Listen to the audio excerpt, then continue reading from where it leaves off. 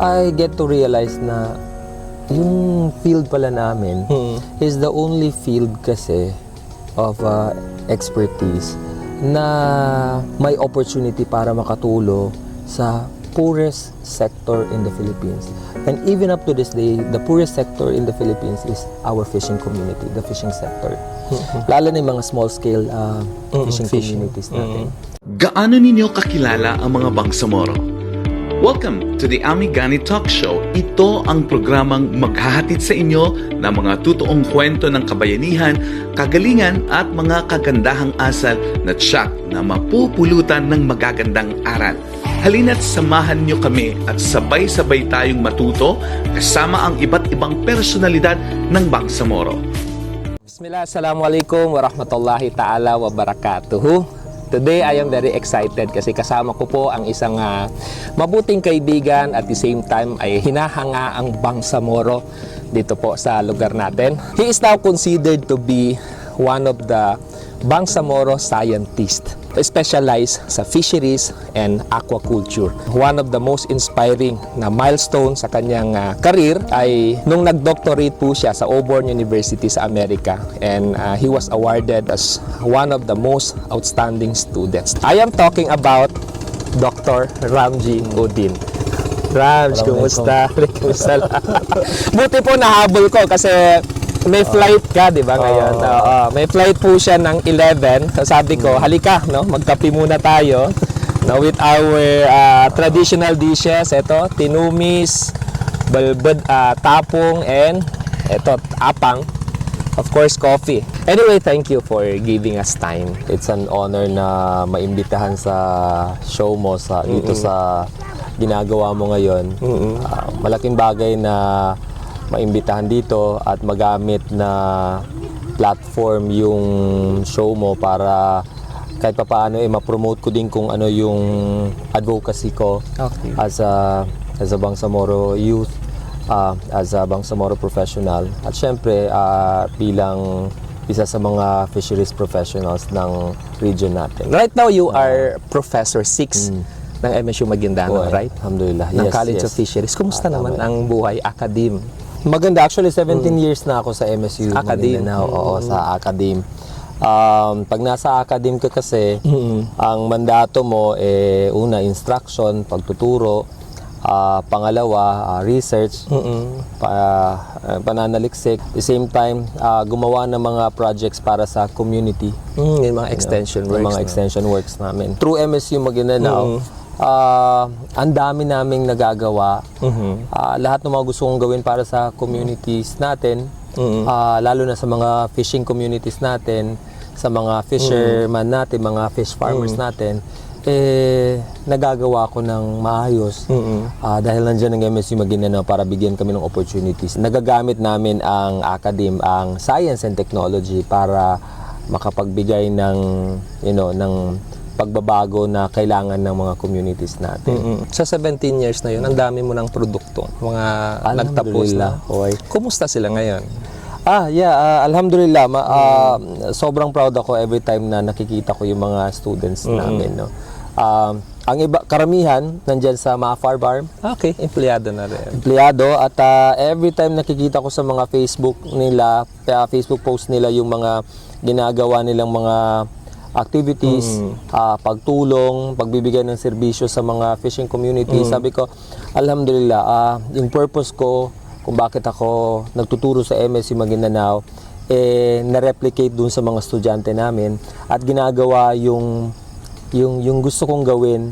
Ngayon mas parang pakiramdam ko na-multiply yung vision ko doon sa mas marami pang mga fisheries professionals, na mga dati namin mga students. Nasa BARM sila, kasama sila ng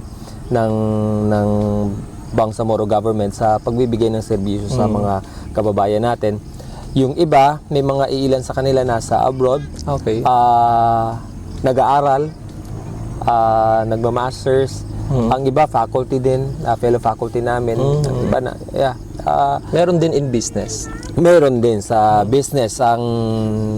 May isa sa mga kilalang mga students namin na nasa business ngayon. Lahat nung ginagawa niya nung students pa siya, mga natuturo namin sa kanya, na-apply niya sa negosyo niya. So yung business niya inline din sa fisheries? Yes. Wow. Nakakatuwa, nakaka-proud na nakikita ko yung mga students namin na nagtatagumpay sa kanya-kanyang mga professional career nila. Sarap no sa pakiramdam, no? Alhamdulillah, The sense of fulfillment. No? Oo. Napakalaking achievement yun bilang dati nilang Professor. May nabasa ako, sabi, do not be a man of success, rather be a man of value. Ang ganda no, di ba yung ganun? And sa Islam naman na perspective, kasama yun sa sinasabing sadaqatul jariyah. Sadaqatul jariyah is even wala na tayo sa mundo, as long as nagbe-benefit pa rin yung knowledge na na-share mo, no? At nagpatuloy yun, makakarating yun sa kubur and even the hereafter, inshallah. That's why, saludo tayo sa mga nasa academe. Maliban sa pagtutunan ng mga ibang ginagawa mo. Yeah, yung mga ginagawa din namin sa JCI, mostly sa community service, youth leadership, yun yung mga advocacy sa ginagawa namin. Na-apply ko din sa professional career ko, sa ginagawa ko with the communities, like yung pagtulong sa mga community. But this time kasi, ang kinaganda is, most of my community engagement ng mga project, ay suportado ng DOST, ng Department of Science and Technology, PICARD. Region 12? National. National. Philippine Council for Agriculture, Aquatic and Natural Resources, Research and Development. So, may mga techno-transfer projects kami. Isa dito ay yung pag-establish namin ng kauna-unahang mangrove crab, or dating mud crab yan, mangrove crab hatchery facility sa Maguindanao del Norte at sa buong sa buong BARM. Ito yung kauna-una at nag-iisang operating na hatchery facility para sa alimango. Ang layunin nito ma-revitalize yung at mapalakas yung pag-aalimango dito sa probinsya natin, bilang si Maguindanao del Norte kasi ang pinakamalaking producer ng crabs, alimango sa BARM region. Okay. So kaya dito natin na-establish yun. Then kasama sa project na yun, kasunod yan, natapos na yung project na yan, na-establish na natin yung hatchery facility sa Parang, Maguindanao, sa tulong ni Mayor Ibay at saka ni Vice Mayor Adnan Birwar. Na-establish yung hatchery. Kasunod niyan, pag-establish naman ng nursery. So, yung mga crablets namin na naproproduce, ililipat mo naman doon. So, kailangan ng isa pa kasi hindi pwedeng idiretso sa mga grow-out farmers. Meron dito sa Maguindanao, mga grow-out farmers ng pag-alimango. Okay. Hindi kasi pwede na diretso sila sa hatchery, palalakihin nila. Kasi kailangan ng nursery pa. Okay. So ngayon, yun yung in-establish natin, magkaroon ng nursery industry dito sa Maguindanao. So yung mga nursery crab farmers naman natin ang magbebenta doon sa mga grow out farmers natin na nagpapalaki na ng mga alimango. So kumbaga kinukumpleto natin yung supply chain ng crab industry dito sa Maguindanao. Natutulungan namin sa project na to na ginagawa namin kasama yung mga crab farmers natin. Ang iilan sa kanila ay mga selected na mga former combatants. Na dating engaged sa farming. So, binigyan namin sila ng training, hindi lang sa pag-alimango. Kasama na rin dyan yung finance, leadership, yeah. Tamang-tama, mayroong ganon, pati basic literacy, basic numeracy, leadership, pati yung pagninegosyo. Gusto natin sila i-transform na hindi lang sila crab farmers, but at the same time, mga negosyante. Malaking tulong yun sa normalization na ginagawa sa peace process. Opo. With the physique na meron ka. Diba? Personality na meron ka. Among all courses, bakit fisheries yung napili mo? Mahilig ako sa science, High school pa lang, science na talaga inclination ko. Pero bata pa ako, lumalaki ako na ang nakatatak sa utak ko ay maging abogado. Okay. Former Judge Bansawan was my uncle. Isa siya sa parang, I always look up to before. So growing up, ang I thought was magiging lawyer ako. Although nandun ang inclination ko sa science. going to MSU Maguindanao during my college days, first year, I was enrolled sa computer science. Okay. Thinking baka makapag-shift ako ng physics in Marawi. But during my first sem kasi, I had some realizations din, and with the help of my professors din na ano ako parang that was an awakening moment for me when he told me na kapag kumuha kayo, ang pag-aaral daw investment yan So dapat habang nag-aaral ka, pagkatapos mo dapat may trabaho ka. Okay. So sabi niya dapat ang kunin yung course ay yung walang gumagraduate. Yung konti lang. Okay. Sabi ko, okay. Okay. So from then on, kasi sabi niya para wala kang kakumpetensya. From then on, nag-research ako noon, naghanap ako, sabi ko, okay, ano ba? Gusto ko rin, syempre, may science. So nakita ko animal sciences, forestry, fisheries. Nung chinek ko yung program niya, nakita ko ang daming science sa fisheries. Daming math, madaming may 2 physics, 3 chemistry. I think that time ang curriculum namin dati. So napaka-loaded with hardcore sciences. Then sabi ka, okay, gusto ko to.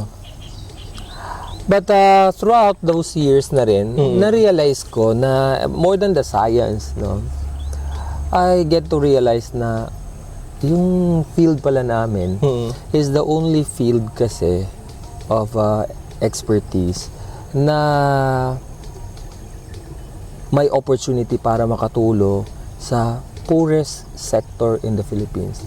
And even up to this day, the poorest sector in the Philippines is our fishing community, the fishing sector. Lalo na yung mga small scale fishing communities natin.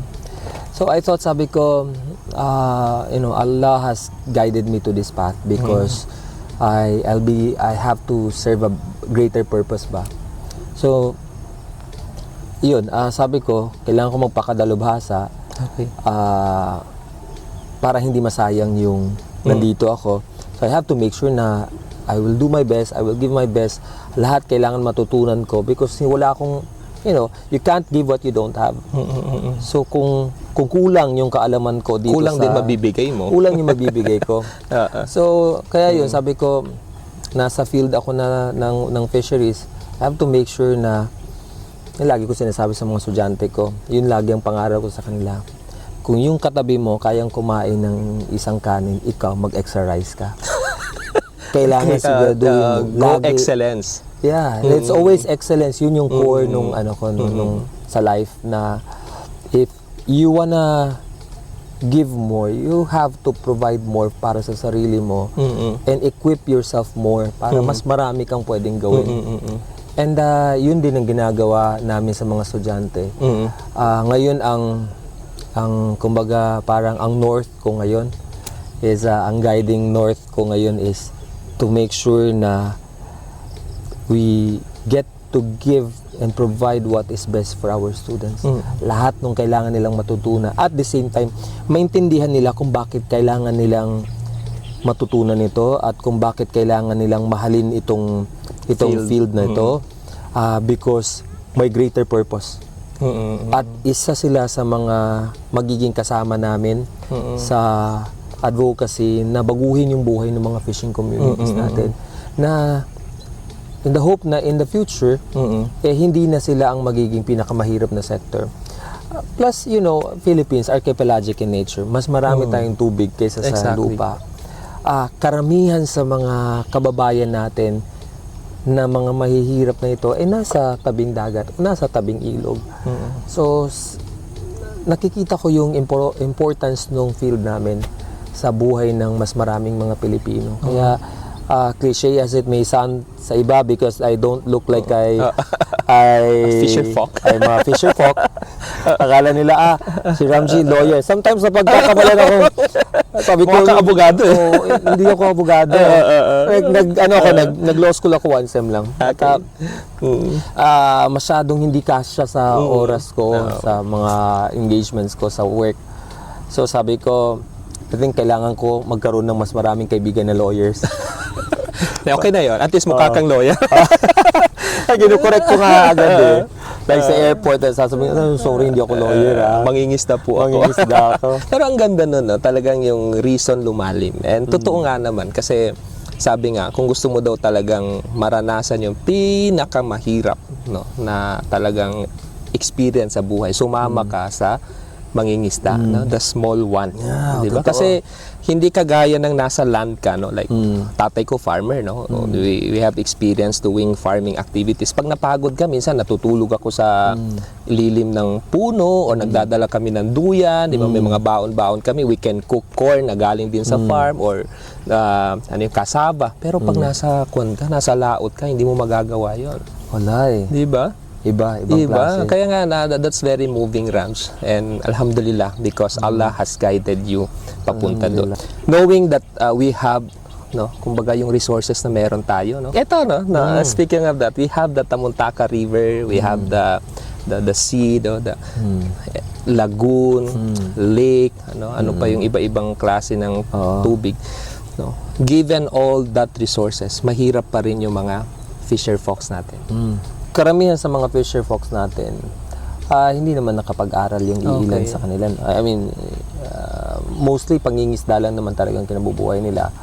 And yung technology na, yung alam nilang kaalaman tungkol sa pangingisda o sa pag-aalaga ng isda, indigenous, kumbaga. And then natutunan na lang na minana na lang Pass through generations. Kokonti lang din kami mga fisheries professionals. Oo nga. No, sa barm. Kaya yun yung ano ko nasabi ko, dapat dumami tayo para mas marami tayong makakapagserbisyo sa kanila. Mas marami tayong magtuturo sa kanila. So, yun yung yun yung isa sa motivations ko na sabi ko, dapat napapakinabangan natin ng mas maayos o na ma-maximize natin yung full potential ng itong mga water resources na meron tayo. Sa ibang country, ang rivers ginagamit nila para sa fish farming o aquaculture. Yun yung sustainable na form na area sa fisheries na nagpa-farm ka, nagpaparami ka ng isda, pinapalaki mo, mas sustainable yun kaysa yung sa mangingisda ka lang. Kasi hindi naman laging merong isda at nauubos yan. So, yun yung tinitingnan namin na sabi ko dapat ang inclination natin ngayon, even ng gobyerno, is kung paano natin ma-maximize at a sustainable in a sustainable way yung mga resources natin and in an environmentally friendly na approach yung mga water bodies natin para mapakinabangan at ng mga fishing communities natin at mapagyaman para sa mga susunod na generations. Oo, yun. Ako natutuwa ako kasi nakikita ko yung mga programa ng BARM, specifically ng MAFAR when it comes to utilizing yung mga water resources natin, no. Nakikita ko kung ano yung mga programs nila for aquaculture development sa iba-ibang provinces ng BARM. So alhamdulillah, sobrang na-appreciate ko 'yon. Ang dami nila mga demo farms na na-establish. At ako, proud ako in a way because karamihan sa manpower na behind these projects were my former students. Kaya sabi ko, alhamdulillah, I may not be part of it directly, but sabi ko, those were my students. Sabi ko, it's a proud moment for me to see na, sabi ko, yung vision ko na magamit ang field namin para makapagbigay ng pagbabago, matatag na pagbabago para sa buhay ng mga fishing communities natin, ay natutupad ng mga students namin. Sarap nun, no? Sarap nun. Alhamdulillah. Sa tingin mo, the BARM government, given your expertise, siguro kahit mga isa na lang, no? Yung nasa number 1 list mo, na kung meron kang wish na gawin sana kasi baka may makapanood nito, no? Na nasa MAFAR o nasa BARM, no? Yung nasa top list mo na parang wish list mo na sana, no, gawin din nila to. Ang hirap mag-identify nung first, no? Kasi alam ko madami kang nasa utak, but really, no? BARM kasi is rich with agriculture, aquatic, and natural resources. Ang dami-dami natin. Ang gusto ko lang mangyari is mapakinabangan ng mga Bangsamoro ng maayos at ng mas sustainable. Yung environment natin, ma-preserve, yes, exactly. Hindi siya short term, di ba? Long term Hindi siya dapat. short term. Dapat yung mga program, nakikita ko din naman, no? Hindi naman overnight yan na makikita natin. matagal agad. yan. Oo. Oo. So, I'm seeing the efforts of the, sa MAFAR, sa Mendre. But ang pinaka wish list ko talaga is, simple lang na food security. Wala nang nagugutom. Walang nagugutom. Madali lang naman yan. Tayo kasi, it's human nature. Pag gutom ka, hindi ka nakakapag-isip ng maayos. Exactly. Konektado kasi ang stomach and brain. Oo. So, yun lang. Sana yung mga programa natin talaga, maging genuine tayo doon sa adikain na makapagbigay ng sapat na pagkain, masustansyang pagkain sa bawat hapagkainan. Yung mga mahihirap natin, hindi mamumblema sa kung anong kakainin sa... Kasi mayaman Oo, kasi marami tayo. But at the same time, lahat ng ginagawa nating efforts is not at the expense of our environment. Oo. Para sa ganon, both ways ba, nakikinabang tayo sa environment para magkaroon tayo sa mga resources natin, para mayroon tayong pagkain. But at the same time, napoprotektahan din natin yung environment natin. Para sa ganon, maging sustainable yung production natin. When we have healthy, sufficient healthy food, hindi tayo compromise sa health natin. Bangsamoro, mas nakakapag-isip. Yung mga bata natin nag-aaral, mas maganda yung development ng brains nila. So it all boils down to that Food one security. thing na we have to ensure na lagi mayroong pagkain sa Exactly. pagkainan in the next, sa mga susunod na mga taon. Exactly. So kasama dyan ko titingnan natin, sino yung mga nagpo-produce ng food? Mga farmers natin. Farmers and fisher folks. Yan. So, mas maraming programa para mas matulungan sila sa production nila hanggang sa marketing. Minsan kasi doon tayo Nane-neglect natin yung marketing di ba? Produce tayo ng produce. Like, dami tayong yun. experience, Rams, nakakalungkot. May nadaanan pa ako kalabasa, tinatapon na lang kasi walang bumibili. Yeah, so yung tipong mga ganyan, may marami tayong mga ways. Kung hindi nabibenta, then we can do value added. Noodles, pwedeng gawin, di ba? Or any products out of that. Gusto ko yung sinabi mo na genuine. When we do programs, gaano ka genuine yan? Paano natin mini-measure na yung programa natin ay effective? Isa yun sa mga dapat nakasama sa mga programa natin na dapat yung components o yung way forward ng mga programa natin is matransform yung mga partner or beneficiaries ng mga programa natin to, ma-equip sila with self-sufficiency skills. Sa field na napili mo bilang nasa fisheries ka, sa tingin mo ano yung pinaka-challenging na part?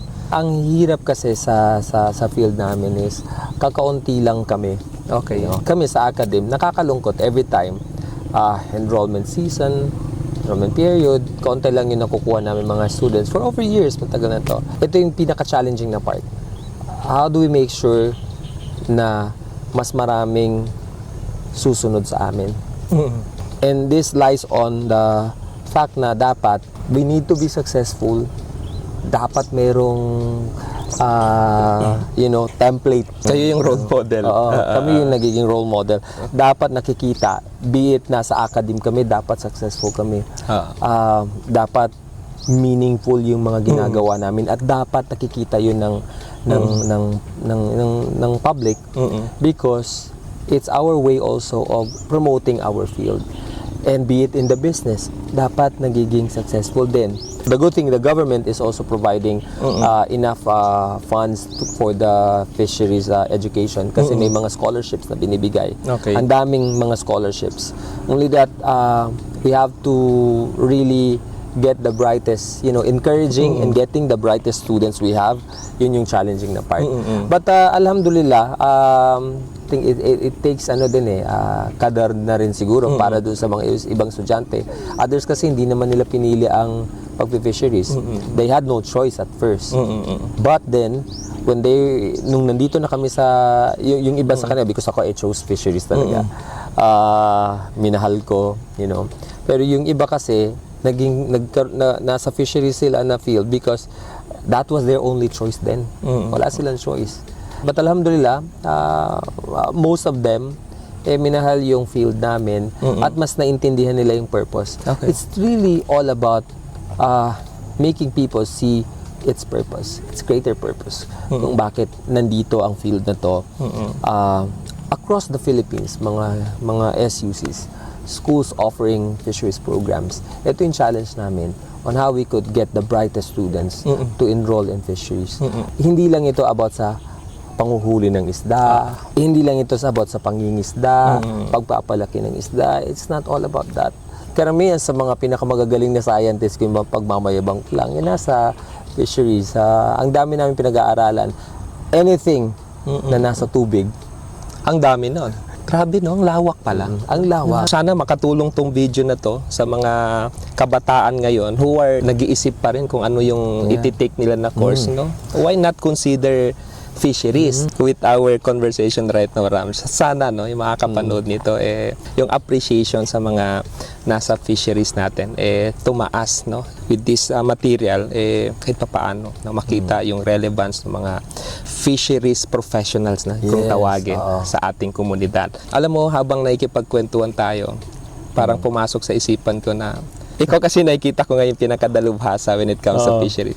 Sana si Ramji ay meron kang channel or perhaps page na every time I want to learn something, pwede kong puntahan. Yung ginagawa mo ngayon, like your daily activities, your activities with the crabs, no, yung sa hatchery, kung mapapanood sana namin yan, that will be very helpful. Alam mo ba, matagal ko ng plano yan. Like sabi ko, matagal ko ng pinaplano na sabi ko mag-vlog ako, gagawa ko na. Ang content ko talaga is Isla, fisheries. on aquaculture business. So, you know, nasa plano ko. In fact, may mga binili ako dati na camera. Kaya alam ko itong mga itong brand ng microphone natin. Boya. Uy, magandang brand to. Kasi naghanap na ako Nasa ko siya na sabi ko gusto ko mag-vlog. Gusto ko maging content creator. Tapos ang content ko is really more about Your field, your expertise. Sa expertise namin. And for the public to see that it's a field that is filled with fun activities, fulfilling activities, and you know, na mayroong pera dito, you know, na may income dito. So ito yung mga isa sa mga plano ko talaga. Ako yung una mong follower. Diba? Actually, inspired ako ngayon na itong kasi advocacy mo rin to to spread awareness kasi maganda tong ginagawa mo, Ami, kasi ang dating nito is you are reaching the common masses and you are spreading awareness to them. And ang kinaganda is the awareness na binibigay mo sa kanila, opportunity na binibigay mo sa kanila is you provide a platform for us, different people, different experts, different personalities to connect with the common masses.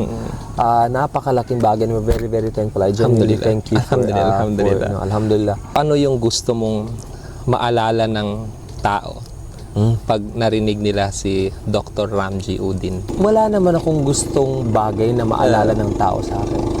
Ang gusto ko na lang na ma-realize ng mga tao is, you know, living a life for others. Okay. I have had many opportunities na sinasabi ng ilan, pinalampas ko. Better opportunities outside. You could have worked outside the country. Nandun ka na Andun na ako Andun ka na Life is more comfortable sa labas. Exactly. You know, but sabi ba't ka pa umuwi ng Pilipinas? Hindi komportable ang buhay dyan. Maguindanao, hindi safe dyan. You know, yung tipong ganon. Kung iisipin ko lagi yon, madi-discourage ako sa sarili ko. Bakit ganito ang naging decision ko? Pero the fact that hindi tayo forever dito sa mundo, I get to realize that we need to make sure that we live this life not only for ourselves, but we live this life for others. Kaya yun ang lagi ko sinasabi, even sa mga students ko. Okay. Paulit-ulit. Wow. That's very inspiring. Sabi nga, no, pag namatay yung isang tao, kung ano yung meron siya will not matter anymore. Yeah. Pero kung ano yung meron siya na na-share niya sa ibang tao, Ayun. that will matter. Ano ba yung gusto mong mensahe, no, para sa Bangsamoro, no, kabataang Bangsamoro especially, to really, kumbaga, bigyan ng pansin etong field na meron tayo ngayon sa fisheries? Kami na nabigyan ng pagkakataon na makapag-aral, and para na rin sa mga ibang mga kabataang Bangsamoro na mabibigyan ng pagkakataon na makapag-aral, use all opportunities na mayroon kayo to fulfill the aspirations of those people who cannot fulfill their aspirations because they don't have that same opportunity na mayroon kayo. It's always about becoming the best for others. There's more to this field. There's more opportunities in this field. Karamihan, if I may brag, karamihan sa mga graduates namin may mga work na. I mean, I could hardly remember kung sino sa mga graduates namin nang wala pang work. Right after nilang magkapag-aral, nakakapag-work sila agad. Yeah, because kokonte lang ang nagtitake ng fisheries. So, pagkakakonte lang kayo sa field na yan, Mas malaki yung opportunity. mas malaki ang opportunities na makakahanap kayo agad ng trabaho. The good thing is, when you give your best dito sa field na to, and when you transform yourselves to become the best fisheries graduate, all the more na lahat ng pinakamagagandang opportunities ang lalapit sa inyo. So, I would really invite you to consider pursuing fisheries program sa inyong college kasi this will not only improve your life, your family, but this will also help you improve the lives of our communities na na mas nangangailangan. Mas marami tayong magagawa. At hindi man tayo maging politiko, hindi man tayo maging mayaman, but we will live a life that is for others. A life that is a life that is being shared with and for others. Yun yung kinaganda sa field na to. Okay. Thank you so much, Rams, no, for that wonderful and meaningful conversation. No? Sana ay madami kayong natutunan, sana ay the same, no, yung nararamdaman nyo sa nararamdaman ko ngayon. Because right now, Rams, ang dami kong takeaways, no? Like, una, sa Islam, yan yung sinasabing al-ihsan. Pag meron kang ginawa, then do it with excellence. Hindi pwedeng average ka lang. Dapat you are above average. Kasi pag ginagalingan mo ang isang bagay, definitely Allah will make you successful. And ang pinakagusto ko, no, sa conversation natin, Rams, is yung puso mo towards other people. Alhamdulillah. Tuloy mo lang yan, Rams. Continue to be a blessing to a lot of Bangsamoro. In Allah's will and guidance, no, nothing is impossible. So with that, maraming salamat. Assalamualaikum warahmatullahi ta'ala wabarakatuh. The Civil Service Commission for BARM Honor Awards Program Regional Committee on Awards presents this plaque of recognition to our regional awardees of the 2023 Search for Outstanding Government Workers, CSC Pag-asa Award, Dangal ng Bayan, and Presidential Lingkod Bayan Award, individual categories to our 9 awardees. Ladies and gentlemen, our CSC for BARM 2023 Regional Hub Awardees. The CSC Pag-asa Award. Ramji Y. Odin, Doctor of Philosophy, Associate Professor 5 at Mindanao State University, Maguindanao, Dato Udin Sinswat, Maguindanao del Norte.